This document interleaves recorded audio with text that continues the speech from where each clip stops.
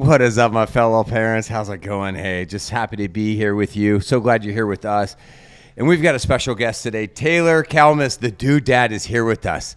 And let me just tell you, if you are on social media, which I know most of you are, you have definitely seen Taylor. You've definitely seen dude dad videos. You've definitely laughed. You've probably sent them to someone that you care about. And one of the joys of like having a podcast is I get to talk to people that I really like, that I really admire, that inspire me. And I'm like, oh my gosh, I get to reach out to the dude dad and let's see if we can come on to talk family life, talk marriage, talk what it's like to just being an everyday dad, but also with a unique job as a content creator. So Taylor, how's it going, man? Hey, great. Thank you so much for having me, Sean and Jordan. And also, let me just say, I've seen your videos too, and they challenge me. Oh, okay. So if that was your intent, it's working.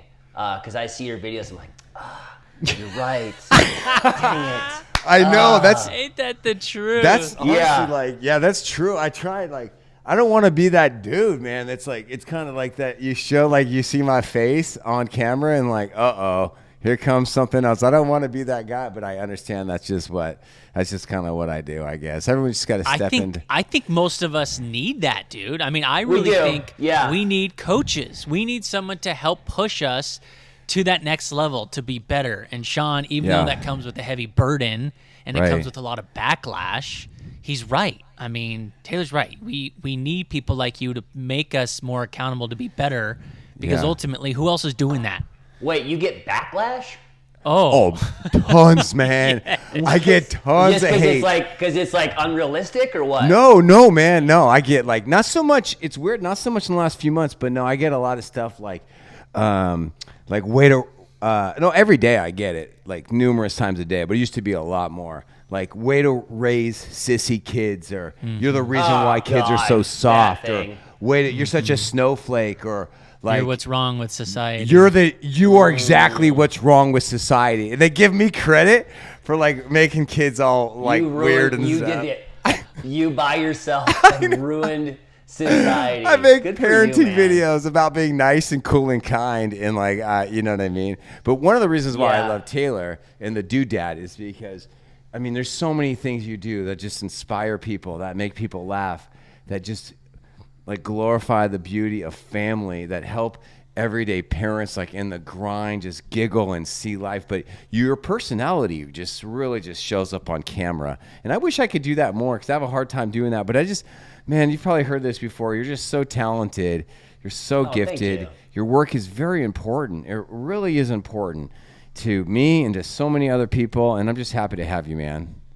I appreciate that. You know, that reminds me of like a conversation my wife and I had a long time ago when we first like kind of started Dude Dad, and that was that this needs to be more than entertainment. Mm-hmm. That it can't just be funny videos. There has to be a bigger meaning behind the whole thing. Mm-hmm. And whether we're making a comedy video or you know, like a testimonial where I like, you know, talk about something I learned in fatherhood. I think that still rings true, because I think that, you know, the comedy videos are really, you know, as much as they're about us, they're really also about you and us holding up a mirror for you to see yourself. Yeah. And for you to realize that you're not alone, and that you feel the same way, and that you have the same experience, and you're in the same place in life.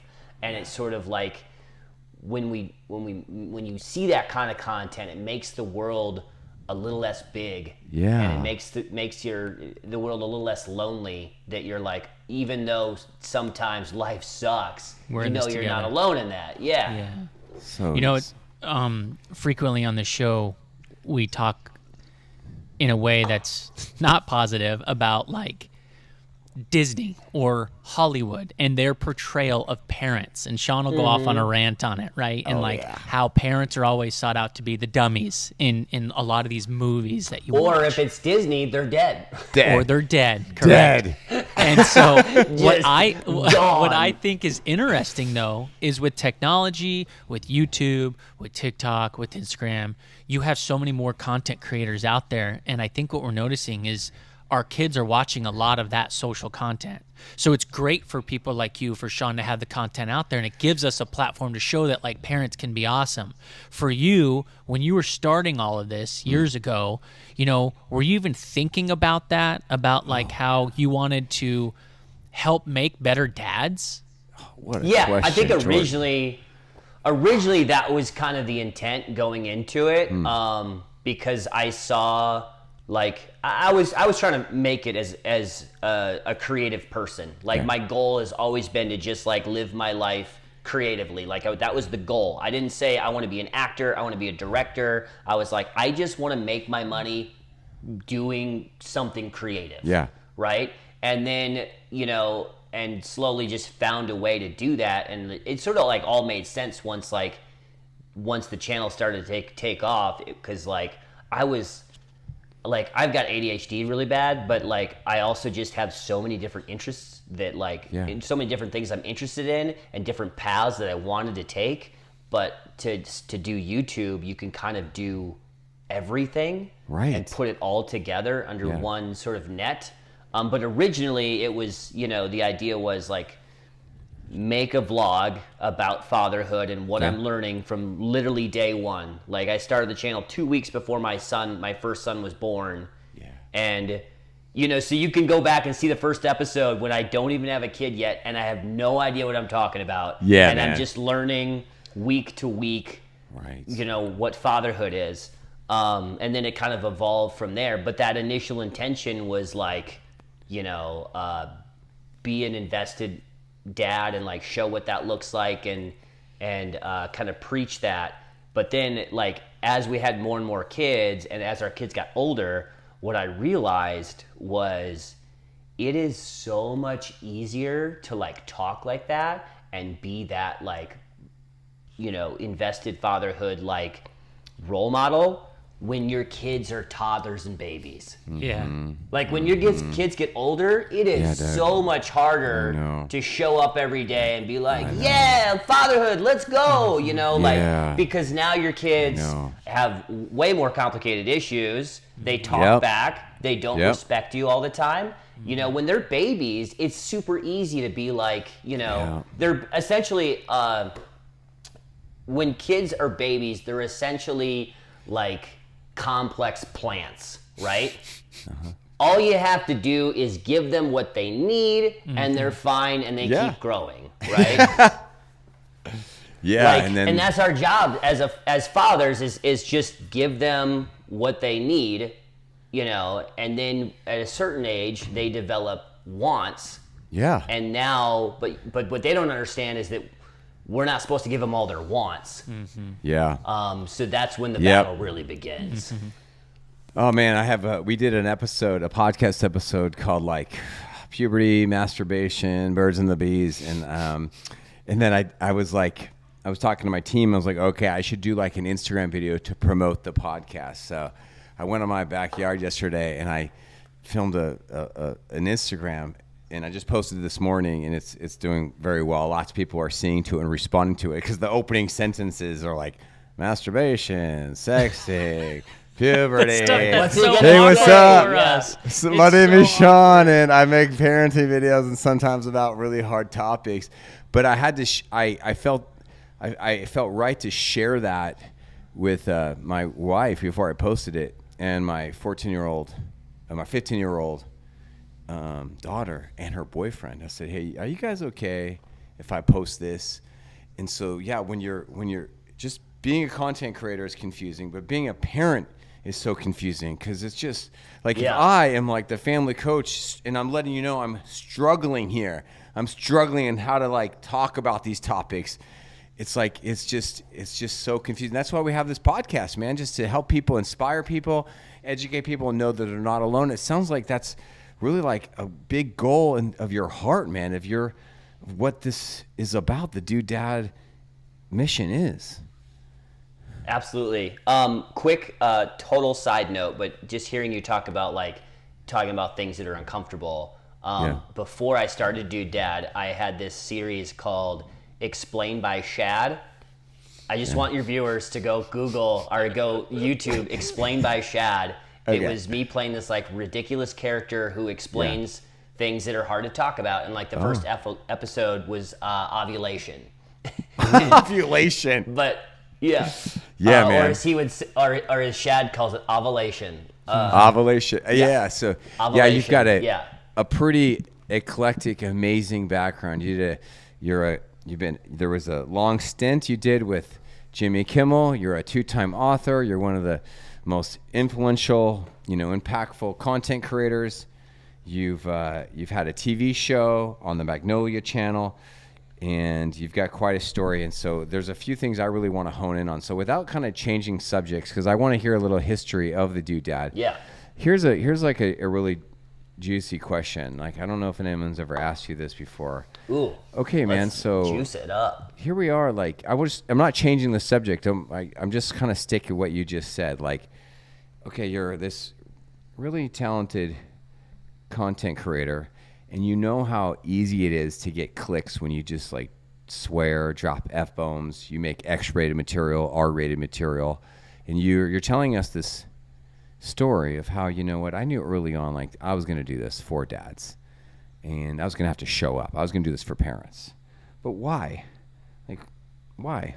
Why not sell out? Why not change it? Why not have 3 different channels? Why are you so committed to like this brand and still making family-friendly content in a culture which doesn't do very much of that? Like, why do it? Is it hard to stay in that lane? So originally I did it because I'd had other sketch channels and stuff, and just I was always with like another friend or something, but I always felt like I was doing 95% of the work. But I had seen like a lot of like mom content was happening at the time. This is like 2016, right? Yeah. 2015. A lot of mom content, no dad content. And I was like, oh, like somebody needs to feed the dads, and I'm about to be a dad. So at the time, it just felt like a good path. But because the main thing is that like we were at the time living in Los Angeles, I was pursuing acting, and with a kid on the way, like my wife worked nonprofit at the time, we were broke. Like we didn't have much money. We could get by just fine, but like I was an apartment manager, so all of our rent was free and stuff. But like we didn't have a savings at all. So in my head, I was like, well, the life in LA is probably going to have to end soon if I'm going to be a responsible family man. So I started Dude Dad just as a way to, like, a creative outlet to have on the side when I inevitably had to move back to the Midwest and work construction or do whatever I was going to do next. Oh my gosh, that was your backup plan. It wasn't a backup plan. Well, the construction, that was just something I had done in the past and like sort of enjoyed, but I didn't know what I was going to do if I had to leave. But I knew I'm like, whatever happens, I want to have some sort of creative outlet. So I started Dude Dad as a way to stay creative while also being a father, but also seeing the, the way some of these mom vlogs and content had taken off, and I'm like, oh, maybe I could do that for the dads and like really talk about fatherhood the way nobody has seen before. And little did I know, I was right ahead of this giant like fatherhood like wave that was about to happen in content. And so when that happened, like, if you surf, like I'm already paddling and the wave's coming, so the wave hit me and I had good content and and also I was a content creator and then a father. Most people are doing it the other way, where they're a father and then they become a content creator, so they don't really know how to make content. So when I popped off, like I was making, not to brag, but like my content was just better because I knew what I was doing. And you have a purpose now, so you have and it gave me a purpose and and it started off slow. It didn't take off right away. I spent like the first year was a total grind, and at the end of that first year, my largest platform was Facebook, and it was like 2,500 followers or something like that after a year. Yeah, man. But then the second year, one more year, and it was 100,000. Yes. So yeah. Talk about growth. It's so cool, like hearing that story, because you're our guest, and I want to talk about you. But that's exactly Taylor of why I started making content too. I was like, there's just a bunch of great women out there, and we need more fatherhood voices. But I wasn't comfortable on camera. But most of our followers are women. I don't. Yeah. I mean, but they're all showing it to their husband. Yeah, they're all showing it to their husbands. And every time husbands are like, "Who's this douchebag? Who's this dorky Doolittle? Yeah. Oh my God. What is this guy saying? What does he know?" Yeah, they feel threatened a little bit by male content creators for sure. Yeah. They do. They really do in the beginning. That's kind of where I wanted to ask the next question, because you get a lot of macho dads, and then there are some soft dads. And for you, what is the ultimate good dad definition? What does it mean to be a good dad to you? Yeah, I mean, I guess I wouldn't even Or do you have a role model? You're like, man, that's the best dad. Like, what is that to you? I mean, like, if you're gonna if you're gonna make two polar ends of the thing of there being the macho and the I don't even know if I would necessarily look at it like that, but if you were, it'd be somewhere in the middle, right? Like, because you have to be somebody that is a protector and a provider and a leader, while also being somebody that's a listener and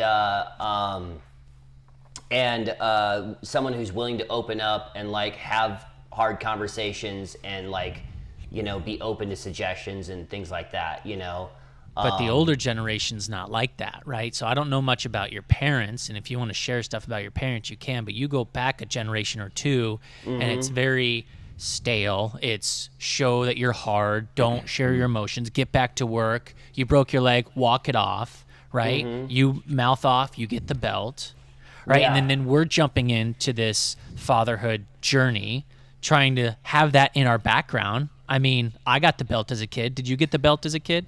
No, I never got the belt. You never got the belt. My parents found a way to do it without hitting us. So you've had great role models then.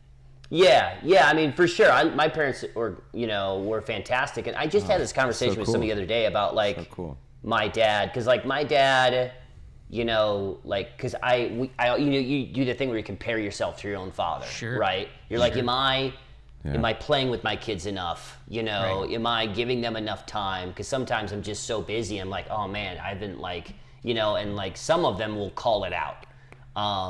But I also am pretty sure my kids are very well off when it comes to the amount of attention and time that they get. So that's when I have to kind of check them and go back to my own childhood and go and compare. They didn't have to walk uphill both ways in 15 feet of snow to go to school. Yeah, my dad said that all the time, but it was as a joke. It's a joke. Right. Yeah. Well, I think one component of being a great dad is I don't really know you at all, Taylor, but I think when I think of a great dad, you're two men right here that I think of, because one of the elements that you really capture and you bring into your families, based on what I'm seeing on Taylor's videos and hearing now to confirm that, is just playfulness and fun, adventuring, and bringing your kids along and being the leader and just adventuring in the joys of life. That is such a key part to modern day fatherhood. And so many men are just addicted to watching sports, or they're just scrolling, or they work too much, or they drink too much. And I love just being with you guys right now, because that is a key part to just the fatherhood experience and the parenthood experience. And laughing. Go ahead. 100%. I was gonna say that I think that is in my book somewhere I wrote about how and I think that's one of the important roles of dad, and why we're built the way we are. We're goofier. We like to play around. We like to kind of have more fun. We're the ones that are on the floor wrestling with them. Yeah. But being a father sort of allows you to be a kid again in a way, and your kids kind of need you to do that. Not all the time, but they need you to kind of come down to their level and goof around with them. Yeah. And be a kid with them. Yeah, man. Yeah. So I want to kind of, if it's okay, Sean, transition a little bit, just because this is at the top of my mind, about the relationship with you and your wife, right? You guys have several kids now, and it can be very distracting. Yes. And it can be very hard to keep that bond. So talk about that journey, about that first kid. You were talking about you're making content already. Now you're on 4. First off, are you done? Let's start there. I am done. Well, here's the deal. I got the snip, but I never went in. For those follow-ups to check. Let God. We're gonna just swing it from here. If we have a 5th child, we'll be all laughter about it. Sure. It'll just be like the funniest thing ever and the funniest video to put out. So how do you balance the relationship now with these, I'm going to say 4 screaming kids, but let's be honest, they're adorable too, obviously. But how do you make sure you guys have time together with work, with life, with balance? And as you listen to Taylor's response, everybody, if you haven't seen his videos, I mean, your wife, Heidi, is in a majority of these videos now. I mean, she's an actress. She seems like she's really, she's all in, and it's just like, it's such a cool thing because it's like some videos are like a little vlog, you get a taste of their life, and then other videos are just these 2 people who clearly love each other, who know how to laugh, working together. So I'd love to hear the answer to this too. Shoot, what was the question again?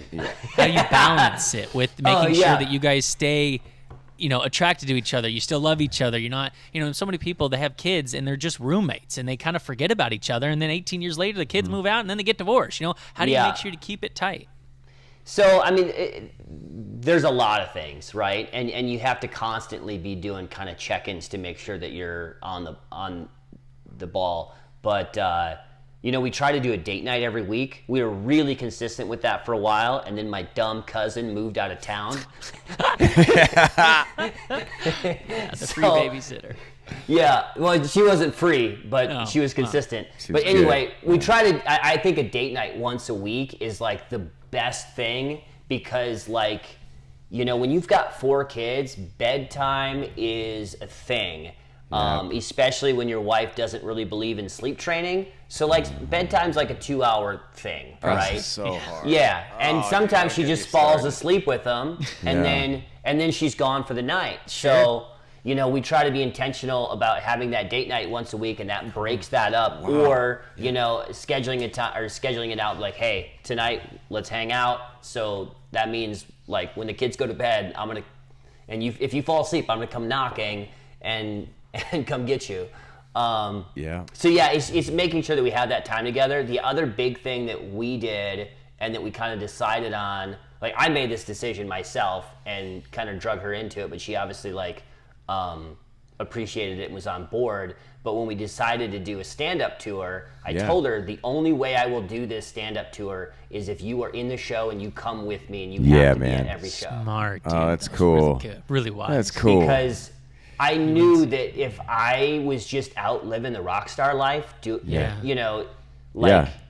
and she's at home with all 4 of our kids, that would be a huge issue in our marriage. So I just, from the very start was like, if you don't want to do this, then I'm not going to do it. Otherwise, we do it together. So then we schedule it out so our tour takes forever. We only do 18 shows a year, but it's like we fly out, we do 3 to 4 shows in a weekend, and then we come home and we're home for 2 to 3 weeks, and then we leave again, so that our kids never start to wonder who mom and dad is. Yeah. Because we only leave a weekend at a time every 3 weeks, just in the winter. Wonderful, man. I've been talking a lot about prequels recently, because everybody loves a good movie prequel, but our prequel to our lives is our history, the things that happened in our past, which have really impacted who we are today. And so Jordan, for example, is a weatherman on the Weather Channel, one of the top meteorologists in the country and in the world. So he makes you wonder, what happened in Jordan's past that leads somebody to want to be a meteorologist? You're wearing one of my favorite video series that Taylor makes. It's so funny. It's called Couple More Days Construction. It's hilarious. Where he just plays this character or himself, and it's like, oh yeah, this project, oh, it's only a couple more days, it'll be done. Couple more days. Couple more days. Yeah. And then you're wearing the hat right now, so it made sense when you mentioned a few minutes ago. I used to do construction, and so it's a very open-ended question, but tell us a little bit about, was there anything that happened in your childhood, your teen years, and maybe it was just good, maybe it was just you came from a really lovely home, great connection with your parents, or maybe you had a struggling connection with your parents.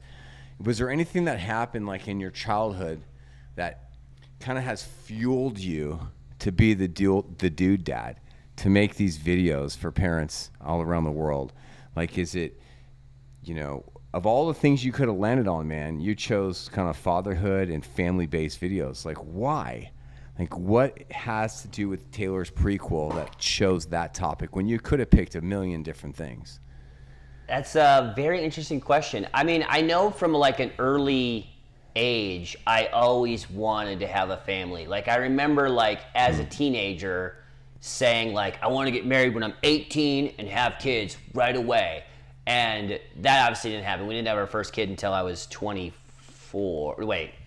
What? No, we got married when I was 24. We had our first kid when I was 28. 28 or 29, something like that. So I always kind of wanted to be a family guy, and I don't know where that came from. I think I just I always wanted to be in a committed relationship. I committed myself to girls before they even dated me. You know what I mean? Nice. Like, I remember there's this Here's one my promise ring. I promise to love you. No, just in my head. They didn't even know. They didn't even know. All right. I'm just teasing. But I don't know, that's always just kind of been instilled in me, and I don't know if it had something to do with my own family. I think I had a great upbringing, like on our show Super Dad. Like the very last episode, I don't know if you saw it, but the very last episode, like the whole show is about me coming alongside another father and helping him build something cool for his kids. And then along the way, like there are all these really cool, interesting guys that have their own cool, unique fatherhood stories, and they all teach me something in each episode. But in the last episode of the second season, my dad came and helped me build something for my kids. Oh. And so I got to like interview my own father about fatherhood, which like, oh, that's cool. My dad's a boomer, and so these are conversations we've never had before. But to like go to my own dad and be like, hey, what was fatherhood like for you? And get him to open up about it. It was crazy. And like, he told us some stuff that like, that I never knew before, that like, because me and my dad have always been close, but we're, he's not the type of guy that just like comes out and like has like a deep, intimate conversation with you. But we found out he's totally willing to. Wow. I think we should pause on that because I think that's great advice. The episode you were shooting kind of made you do that, but I think it would be smart for a lot of us to go back and do that with our parents. If our parents are lucky enough to still be alive, like that's amazing information to really dive into. I just sat down with my grandparents and went through like the family tree and the history, and they were so willing to open up because they were just shocked that we were curious about it. And I think that's a thing too. Like your dad's like, oh, really? You want to know what it was like from my perspective? Oh, okay. I'll tell you about that. Because like I remember, like my dad was a traveling salesman. So like basically what he said was like, I worked and I worked hard, and I had to like not be home 2 to 3 nights a week. He was away because he was traveling all over the state. But he said, I did that so that you guys would have your mom all the time. That's amazing. Yeah. And that was like that was his sacrifice for that. But at the same time, he still made it to every single one of my Little League games. Like he would drive from, and like he was the coach, and he had no idea what he was doing. He was not a good coach, but he was always there, So that was the things that I remembered. But like it always felt like, he was like mom was probably kind of the lead of everything and everything. Yeah. But I found out that like mom worked like at Citibank. At night shifts when me and my brother were like a baby and a toddler. Okay. Wow. And so dad had like 2 nights a week where he had to do the whole thing with us every week for I don't know how long. And I'm like, wait, what? How much more respect now do you have for your parents? That's amazing. For sure, right? Yeah. A lot of the kids, they don't know what we go through, and shoot, we don't know what our parents went through. I can't wait for my kids to find out what I went through. You have no idea what I did. Yeah, because I remember being like 22, it's probably after I had my own kids, when I'm like 30. I'm probably like 30 years old, and I call my mom, and I'm like, hey, thank you. Yeah. I just realized that you're a real person that has your own life, and your life was not just for me. Yeah. Because my kids don't know that. Yeah. Sean talks a lot about the importance of us having these open dialogue communications with our kids so that they can see that we're human and see that we have feelings and like verbalize all of this. And it's so important that they realize that along their journey of growing up. But we're kind of at a place now, right, where like the future is so confusing and scary. Like, do you get worried about your kids? I mean, artificial intelligence, getting them a job, making sure they can find someone that they love and that they have the life like you have. Like, how do you overcome the fear of the unknown? You don't think about it. You just live in the now. You live in the now. You can't change what's coming, Like, we don't have control over it. So you focus on the things that you can control, Just focus on making them good people. And if we all did that, then we wouldn't have anything to worry about. But that also means that, like, we can't just be good parents to our kids. We got to be good parents to other people's kids too. Yes. Because ultimately those are going to be the people in society alongside our kids. And if they're not good people, our kids are going to have a harder time.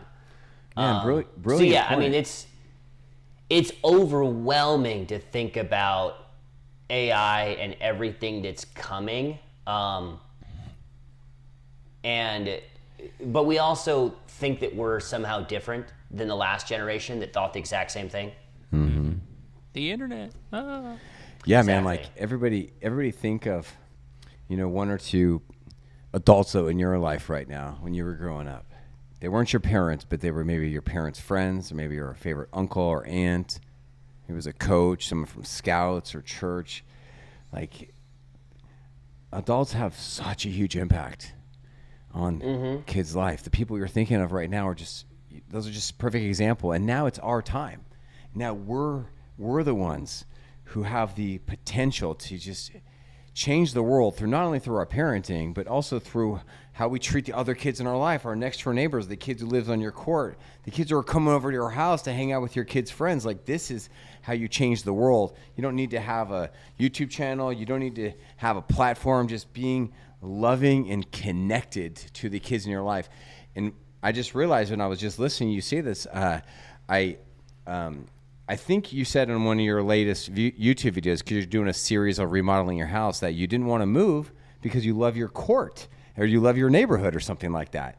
And so exactly. Yeah, I mean, do you, your kids are still younger, but do you have any kids coming into your life right now, your kids' friends or cousins, or do you have a little community yet around, or are you guys still just like a little small young family unit still kind of nestling in? No, there's like 16 kids in our neighborhood that our kids play with. So there's kids coming in and out all the time. I built a ladder over our fence into one of our backyard neighbors' yards. Should just kick the fence down. And well, it was just so that, like, because my son and my daughter are both friends with the backyard neighbor, and they have the trampoline. Yeah. They have the trampoline. We have the roller coaster, so that's how they get back and forth. Man. Nice. Man. Who doesn't have a roller coaster? But just today. You like how I just slid that in there? Yeah, right. Like, who doesn't? Richie Rich comes to mind. The movie with Macaulay Culkin. He's got that big old roller coaster in his That was one video I remember. I think that was probably the first video I saw of you made that maybe went mega viral, or at least in me. I think you had other ones. But yeah, please continue. Yeah. Well, I was just gonna say, like, my kids are not at home right now. My whole family's gone. I'm like bachelor padding it for a week, just working on the house while they're off doing other things and allowing me the space to just destroy the house. But anyway, so my kids aren't home. I saw 2 kids in my backyard today just because they go through my backyard to climb the ladder and go across. Because otherwise it's like since we're in a cul-de-sac, they would have to go like 4 blocks to get to each other. So they just cut through my backyard. That's awesome. Jordan, tell us a couple of things. I want to sit on this point right now because there's parents listening to this and are like, oh my gosh, I want to do that. I want to be that parent. I just don't know how. How do you do this? How do you create like the fun house? Because that is definitely like when it comes to do's and don'ts of parenting, one of the do's is you want to make your house the fun house, the house of safety, the house of love, the house where the kid can come and eat and just be there. And that's where you want them, there in your house versus out in the streets or in the fields doing weird stuff. And Jordan, I know this is a big part of your life too. You got a strong community. I'll share a couple ideas. Jordan, tell us a couple ideas. What are you and Danny, your wife, doing to like just connect with your neighbors in the neighborhood and just be we always village together? Try, to like have some kind of event we look forward to if it's been, a couple months. This summer is about to wrap up when we're filming this right now, so kids are getting ready to go back to school, and they're about driving me crazy because they want me to please them in every way. Can you drive us here? Can we go here? Can we do this? Can we do that? Yeah. And it's a hard balance because I want to be the fun house, but I also know what happens to my dang basement when I am the fun house. And I got to go clean that sucker up, and it is exhausting. Oh, gosh. Yeah. So I think there needs to be like a priority made to be like, I am going to have to do more work. I'm going to have to be on my A game even more. And it's hard because we're exhausted. But that way you can A, create memories, and B, make sure you watch over your kids. Because as they get older, as Taylor was referring to, as they get older, there's more problems. And you want to make sure that you're the place that people come to and feel safe. Yeah. That's my thought. Yeah, I've got lots of thoughts on this because, like, I have, like, jealousy towards, like, one of my other buddies that lives in the neighborhood who my kids are always like, oh, can we go over to their house? Mm-hmm. And so they're always over there. I'm like, why is his house the fun house? Right. It's because they have screens and they're not as strict on the screens over there is what I think it is. But it's that battle, right? Of like, I want to be the fun house, but also I don't want kids in my house all the time. You know how much work that is? I already have 4. Yeah. But then the other thing is that I think is extremely important is as much as like I want to help my kids have fun all the time, it is extremely important for them to be bored. Because out of boredom breeds creativity. And if we're just coming up with things for them to do all the time, then they're not going to know how to do that on their own. So there's like, and the listeners are going to love this. Sometimes do less, like, tell them but you can still like set them up for success, but you don't have to go out there and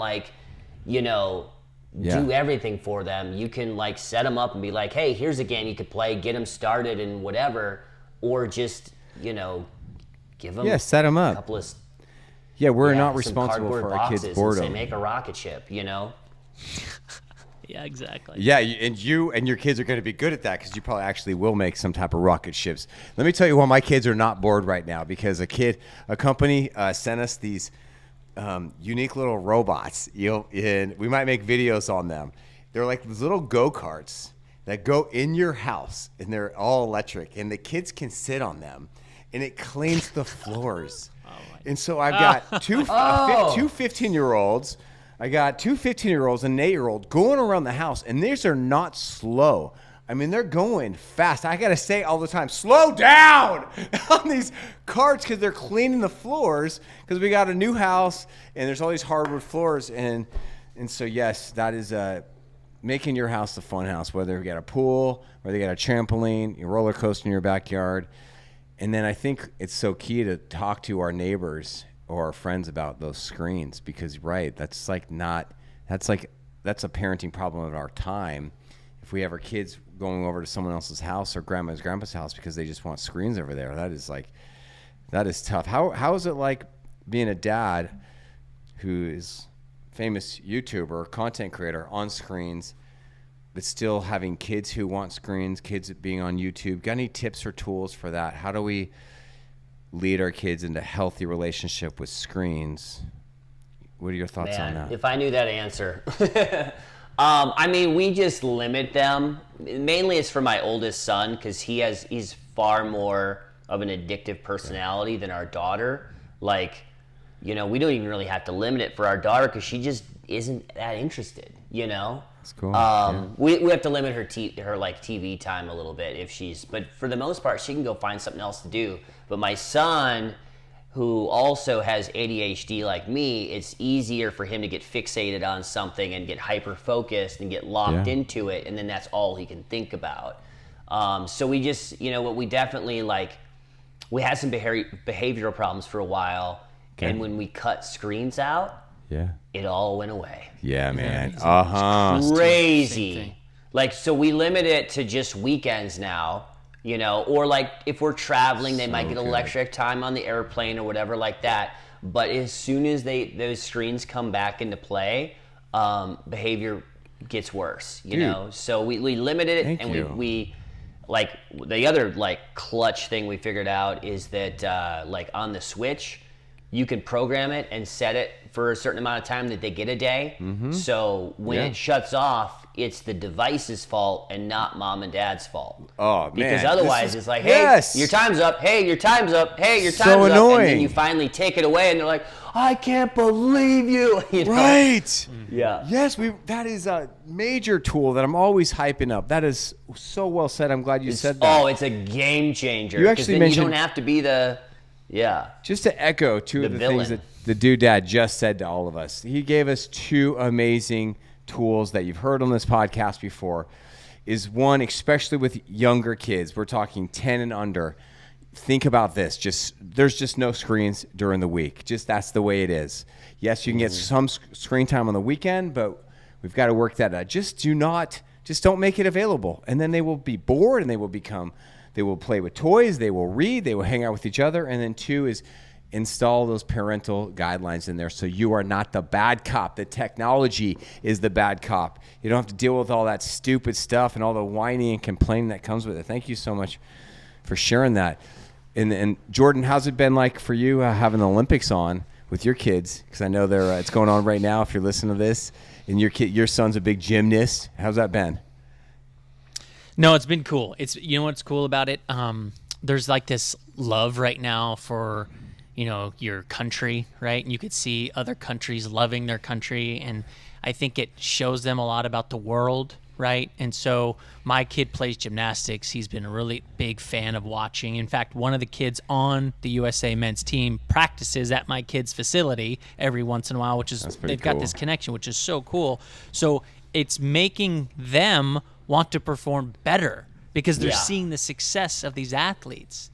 And Taylor, we talk a lot about extracurriculars, about kids and sports, and getting them. One of the ways to get them away from screens is to have them be busy doing things. I see, for people just listening, he's got a snowboard behind him in his shot here, and it seems like you're a big outdoor enthusiast. You live in, I think, Colorado now, right? Mm-hmm. So, is there any passion that you have, sports related, extreme sports, whatever it is, reading, I don't care what it is, that you have tried to get your kids involved with, but they don't like it? It's like they're not as big of a fan as you, so it bums you out as a dad. You're like, gosh dang it, I really want to take you fishing, but you got no patience. Yeah. No, so far they've been pretty into all of my, except for maybe building stuff. They're they don't have the patience to build stuff with me. They're I'm literally building onto the house. I'm like, hey, you want to come help? Maybe that tape measure. No, I'm good. They're just zero interest in that. So I think someday they'll realize that that would have been cool. Or maybe when they're older, they'll be able to help more. But no, I've got them. The two oldest can ski now. Sweet. I taught them how to ski. Awesome. The oldest, who's 8, just learned how to wake surf this summer. Oh yes. So that's been awesome. Yeah, and they love to bike, and my oldest is also learning how to do dirt jumps with me and stuff, and so epic. Yeah, we've got a lot of stuff. You live in such a great state to do all that stuff in. Don't tell anybody that. No, I think everybody knows that. That's why it's become so popular, especially up in the big, Denver area. Yeah, we're currently on fire, so you and a lot of people, unfortunately. Mm-hmm. Yeah, I filmed a video a couple days ago, and there's a fire in the background. I was like, "Yep, I'm in California, and that's a fire." All right, Taylor. Last couple closing questions. What I've found is that if you go to a dinner party or meeting somebody new, people have basic questions like, "Hey, what do you do for work? What do you do for fun?" I like asking that question. But, we all have dreams. And some of us dream more than others. I'm a big dreamer. I dreamed one day that I would have a pool. And I just moved into a new house like 10 days ago, and I got a pool. It's amazing. It's like the fun house now. I get to have people over and go swimming. And awesome. Here in the Sacramento area, the pool is like 85 degrees. It got no heater. It's so amazing. It's so cool. That's awesome. I just dream, man. I just love dreams, but we often don't ask each other about our dreams. It's kind of a personal thing to ask. It's also kind of like socially awkward, like, hey, so what do you dream about? But I got a feeling that you're a big dreamer, because in a lot of what's cool about you, even though I just met you, I think a lot of your dreams come true. I know Jordan is a big dreamer, and a lot of his dreams have come true. And so, it's a very personal question. Answer it any way you like. Tell me some dreams you have for your family, your business, yourself, that's good. Kids. What do you dream about? I can honestly say that, I feel extremely blessed that a lot of my dreams have come true. Yeah. I think the big dreams I would have now at this point is, at some point my parents might live close to us. Which that's like a goal I'm working for, a dream I'm working for, is to get Just build them a house, bro. That's the next project. That's what I was about to say. I need to get a second house days. On the lake or something, or that they would be interested in just coming to stay at for a month at a time or something. So that's my first dream. My second dream is just that my kids will find something that they're passionate about, and that they can really throw themselves into, and honestly, I don't know. Those are big enough. Dreams evolve every single day. Yes, they do. And I come up with new dreams all the time, but then after your dream comes true, then you gotta need a new dream. Yeah, right. I know. I try to update. I got a vision board. I try to update it every year in January. I'll sit down and I'll have a 1-year goal, a 5-year goal, and a long-term goal. And I'll say, okay, what did I do last year? Oh shoot, I forgot. Because then it's a vision. I ignore it the rest of the year. I should be looking at it and constantly. But then I'm like, oh, I actually did that. No, shoot, I didn't do that. I have a bucket list of 100, or I think there's 200 items on there now of things that I want to do throughout my life. And it's really I did it 10 years ago, right? So it's so funny to find that and then go through and be like, okay, that one's weird. Don't need that one. You know? But you gotta find that and go through it every couple of years just to see how your life is tracking from what you envisioned it being 10 years ago. Right. The other thing I really want to do that you should do for your kids is, and we meant to do this 5 years ago and we haven't, but sit down with your wife and on video, just tell them what you see of their future. Tell them who you think they're gonna be. Oh, that's a really good idea, man. And then when they're 18, you pull out that video and give it to them. Yeah. Right. And you get to potentially predict their future based on who you think they are right now. Yeah. Gosh. I love that idea. Right after this, I'm driving down to downtown with my 19-year-old daughter, and we're going to go look at a new car for her. Ooh, because she's got a Mazda, and she wants to trade it in. And as normal as that sounds, as boring as that might sound, it's like a dream come true for me. That I have a 19-year-old that wants to hang out with me, that wants my help, and I get to go and maybe have lunch with her and just hang out with her. And she's literally 15 feet away from me because she moved out and then she moved back in. She's probably just 2 doors away, 15 feet away. So dreams are just important. And I think it's just every day we wake up and just realize there's so much to be thankful for. We're so blessed. And we don't need to dream these crazy dreams, and it's okay to dream crazy dreams, but there's just so much to be grateful for that we have. And today, I'm just grateful for you, Taylor, for how you're using your skill set for good, how you and your wife are this dream team of making awesome content that helps and inspires families all around the world. And so thanks so much, man, for everything that you're doing and for coming today. We try to leave every episode with a little word of gratitude. So while we give Taylor a second to think, Taylor, can you think of something that maybe you're thankful for? Jordan, you want to share? Oh, me? Attitude of gratitude. What are you thankful for today, first my off, dude? I gotta say, I hope you're getting your daughter like a classic old rusty truck. Like I could see her rocking like an old Chevy or something. Oh, dude, just so dude, really she wants awesome. a Lexus, Have you not seen my truck? Dude. No. Yeah, I saw your truck. Yeah, he's got one. Do you? I daily drive a 1978 Chevy. Heck yes. Dude, that's awesome. Beautiful. And yeah, it very well could be my daughter someday. That would be she would totally rock that. And I'll go right from there. I'm grateful to have a daughter. I have 3 boys. I have 1 daughter. Ooh, and nice. And daughters are amazing. They're so cool. And like I made an episode about this because I had that mentality like going into fatherhood of like, you know, every man is like, I want boys, I want sons, you know. And then when you have a daughter, you're like, what is that? You're like scared. It's nervous. It's nerve-wracking. But then like what I realized was like, it just opens up, expands who you are as a person to be able to see life through her. Yeah. And like it's a miniature version of your wife, who's someone who you already love. Yeah. It's also a miniature version of you. Mm-hmm. But they're like so kind and thoughtful, at least mine is. And they can do all of those things that you want to do with your sons. Daughters can do that too. Yeah. And yeah. You know who made that big for me? I remember is Kobe. You know, when Kobe was around, Kobe Bryant, LA Laker, you know, he has 3 daughters, and he really made the hashtag girl dad, you know, go big because he didn't have a son, but he would do all these cool things with his daughters, and his daughters were awesome, and he became this awesome dad. And yeah, I 100% agree with you. I'm so blessed to have a daughter. And I'll leave it by saying I'm very thankful that we have, you know, platforms to showcase this, because if you were to turn it on and you're not watching the Olympics right now and you turn on any other news channel, you're hearing something negative or terrible or awful about the world, about society. But the reality is there's everyday people living awesome, thriving in life, and just having so much fun. And it's good to see that. It's great to talk to people like you who can show us that we're all doing this together and we're having fun, and brings a lot of smile to other people's faces. So that's what I'm grateful for. Amen. Amen to that.